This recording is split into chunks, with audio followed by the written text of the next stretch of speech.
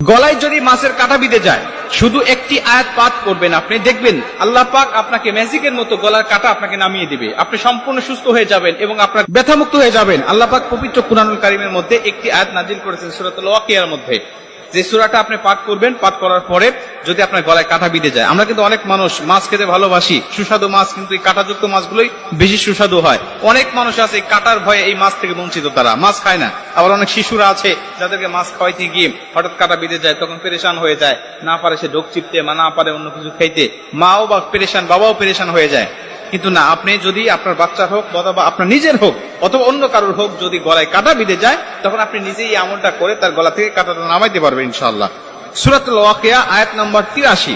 সূরাতুল ওয়াকিয়া আয়াত নম্বর 83 আল্লাহ পাক বলেন, ফালাউলা ইযা বালাগাতিল হুলকুম, ফালাউলা ইযা বালাগাতিল হুলকুম। আমি আয়াতটা পাঠ করতেছি, যারা শুনতেছেন তারা তো অবশ্যই জানেন, আমি আয়াত নাম্বারটা